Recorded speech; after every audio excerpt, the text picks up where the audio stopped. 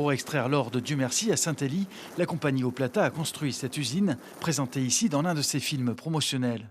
L'installation permet de recueillir le métal précieux à l'aide d'un procédé chimique qui utilise une substance toxique, le cyanure, une première en Guyane. France Nature Environnement et Guyane Nature Environnement attaquent en justice les deux arrêtés préfectoraux qui ont autorisé cette production. En 2015 déjà, l'étude d'impact était insuffisante, la consultation du public n'était pas suffisante et l'autorité environnementale à l'époque n'était pas indépendante. Et en 2019, au regard des changements qu'il y a eu sur l'installation, on considère qu'on aurait dû avoir une nouvelle étude d'impact, une nouvelle autorisation d'exploiter avec une nouvelle enquête publique. Les associations environnementales dénoncent notamment une capacité de stockage de cyanure qu'elles jugent trop importante. Les eaux de rejet sont contenues dans des bassins dont les digues concentrent aussi toutes les inquiétudes.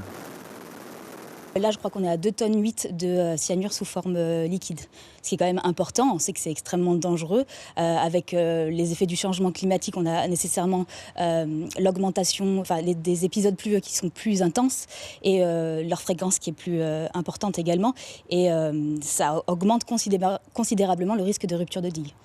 Un point d'autant plus sensible que le site d'Oplata se trouve à 5 km en amont de la réserve naturelle nationale de la Trinité.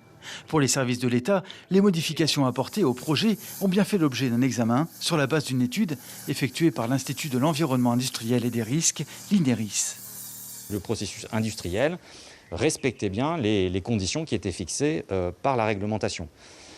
Ces modifications n'ont pas été jugées substantielle. C'est la raison pour laquelle il n'y a pas eu de nouvelles demandes d'autorisation environnementale, ni même de nouvelles études d'impact. Les recours engagés n'ont pas de caractère suspensif. L'opérateur minier peut donc pour l'instant poursuivre son activité.